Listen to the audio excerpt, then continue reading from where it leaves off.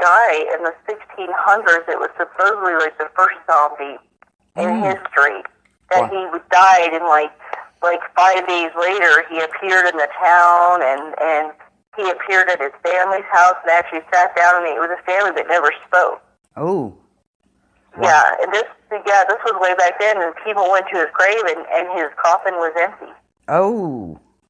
Okay. Yeah, they dug it up and thought, Okay. So these stories have been going on for a very long time. This is not something that like just started with George Romero. These are things that have been going on for a very long time. Yes, but he's the first one who actually, he's the father of the zombie movies. But there's a grain of truth in here somewhere that didn't just come out of nowhere. So. Oh yeah, you look at the witchcraft and the voodoo and things like that that you hear about. Yep. And it's like that's just scary enough alone, just to think that that people have claimed that these things actually happen to them. Yes. Just that alone is scary enough, and then you add the government and all these evil scientists and their freaking crazy ass stuff that they want to do. It reminds me of Pinky and the Brain, Right? It's true. I don't know why. World domination is mine, or that little thing for Family Guy. I don't know why I thought of that, but Pinky and the Brain came to mind. It is a scary thought, Lori. It really is. It's just what would make people want to do this? What on earth would make you want to just make everybody into like these killing machines? I mean, what is the purpose of it? Well, like you said, the super soldier. Yeah, that's true. The super soldier. But that nanobot thing freaks me out. That is. If you're in the hospital, don't be taking no big capsules, because you know what's going to be enough. Yeah. That really bugs me about those nanobites. Right. Ooh. Well, like I said, I know this technology exists because I've had patients that have had their heart, it's hooked up to their heart. It's hooked up to like some electronic thing, and then we plug it in, and it goes over to the computer, and it sends the doctor data. I forget what it's called, but anyways, it's kind of like their pacemaker, but it's different. Yeah. And it can send the doctor data. And now they have these things where it's like you can check your blood on your phone, and it can send that all to your doctor. Yeah, that's just creepy. So, and now they're talking about these nanobots with like some medical miracle. Oh, we're going to be able to go in your bloodstream and tell them what's going on with your heart and this. Yeah, then control you. Yeah, and then control you. Out your arteries. We're going to do that for you. Yeah. But it is like, okay, that's all great, but the whole part about attaching to my brain stem and making me into some Sims character, no thank you. You got that right. Which brings me to Neurogenesis, which is seen in laboratories around the world. It's a controversy out there about stem cell research. Yes, I have heard that. Yes. The whole thing with stem cells is that they can basically be used to regenerate dead cells, particularly of interest to zombieologists, I might add. There are them out there. Is neurogenesis, the method by which we can regrow dead brain tissue. And of course, you can see where this is going. You wanted the undead to make appearances. Well, there you go. And science, of course, has saved us pretty much from anything but brain death. But they can swap out organs. Well, you think when your brain turns to, dies that you're gone, okay? Not necessarily.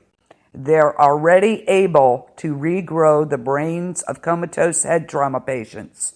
So there you go. Until they wake up and walk around again.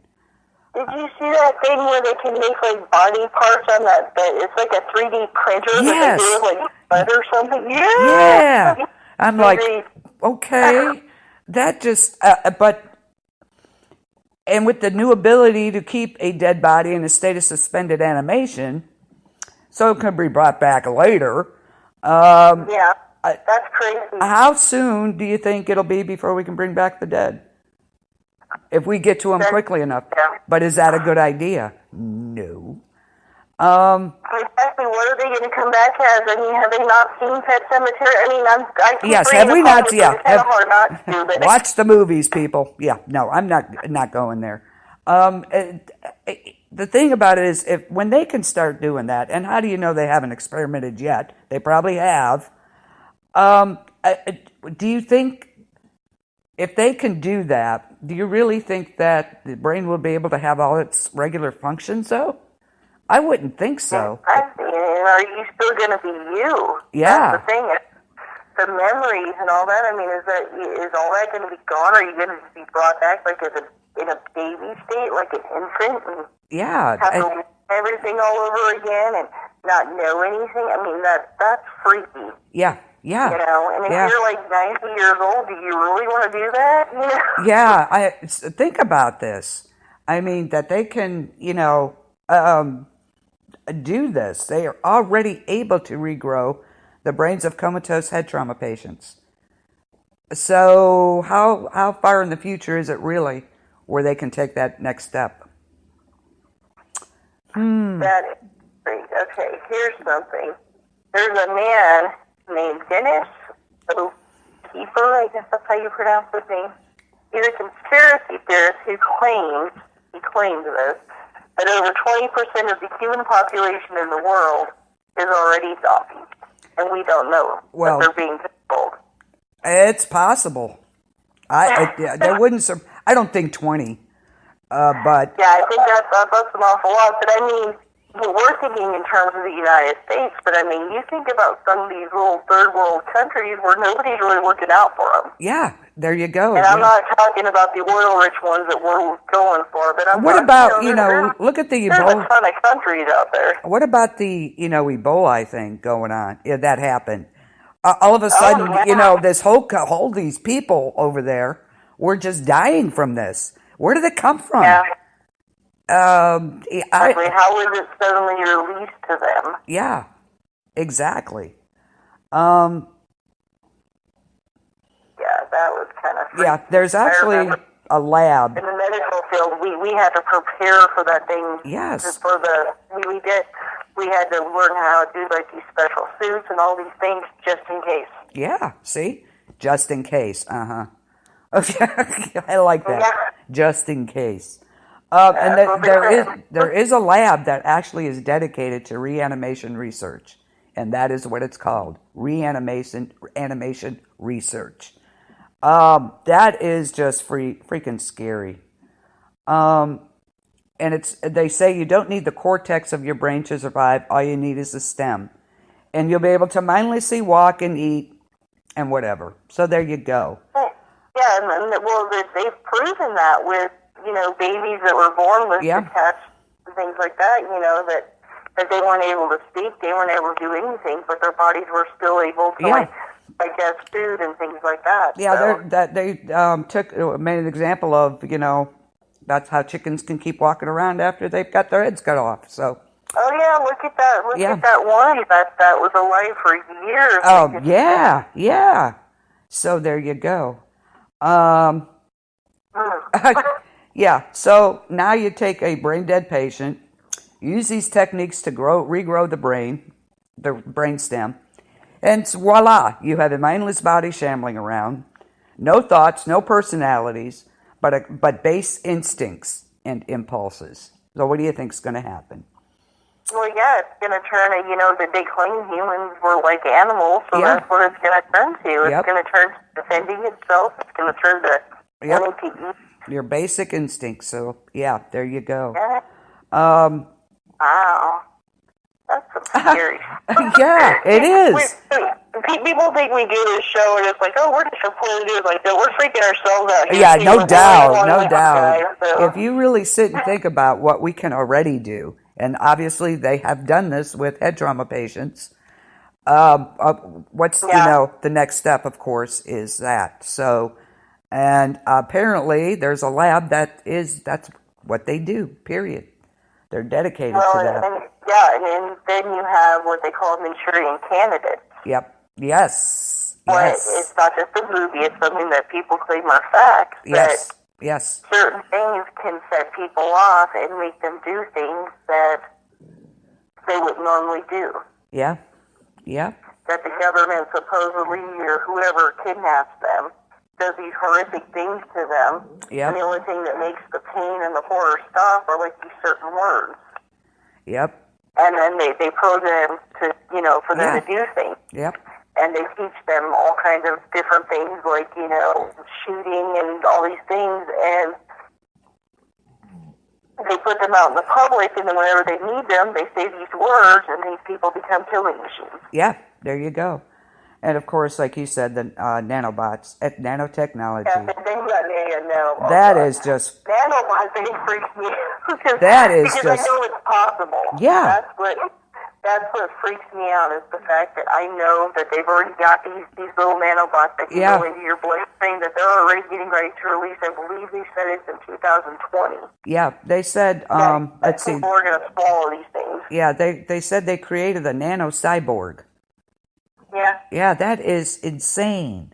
They fuse a tiny silicone chip to a virus. Oh, isn't that nice? Yeah. And the first thing they found out is that these cyborgs can still operate for up to a month after the death of the host. Woo! Yeah. Isn't that freaky? And what did they go for immediately? Making zombies. Okay, guys. Yeah, they went right for that, these scientists. They didn't even... Wow. Yeah, that's what I'm telling you. The nanobot things, of all the things out there, the viruses, everything, that freaks me out the most. Yeah. Because I know that it's possible, and I know that it's at the hands of scientists who actually don't give a crap about life. Obviously. You know what I mean? They don't care. No. All they want to see is what's going to happen. Yeah. They're like sick, sadistic, just freaks that... Sorry, Chris. But that's what they do. That's their focus. Yeah. It's just they get off on the pain of other people, and just to see what's going to happen. Yeah. Oh, let's see. No, let's do it to you. Let's see what happens. Yeah. Yeah. They're those people that pull the wings off of flies just to see what's going to happen. Yeah. Yeah. What is wrong with this picture, people? Sometimes I think they can take things way too far. Way too far. Where does the line stop? Where do you cross the line at? Exactly. There's no control over these scientists. That's what they're doing. That's what they're there for, is to find out if this is possible. Obviously, that's the first thing they went for with these cyborg things, nano cyborgs. And I mean, who would have thought that would be the first thing they try for? Making zombies. Okay, yay. Exactly. Yeah. So we basically established that it's possible. Absolutely. It's not even a probability or whatever anymore. It's possible. It can be done. It's been done. Yeah, I think, like I said, look, they already can do that with head trauma patients, so the next step, how close are we actually to that, I wonder? Exactly. How do we prepare ourselves for this?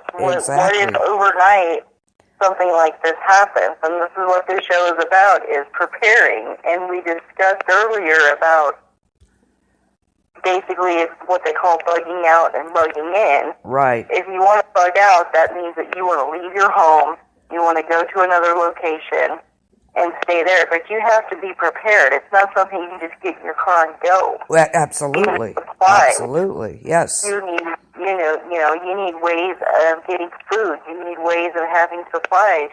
Bring a tent, bring blankets, bring water, food, seeds, medical kit. I mean, the list goes on and on of what you would need. Yep. If you're bugging out. Yep, absolutely. Now, if you decide to bug in your home, if something like this happens, I mean, like I said, for me, I wouldn't stay. But if you decide you have to, or there's no other way, then seal up your house.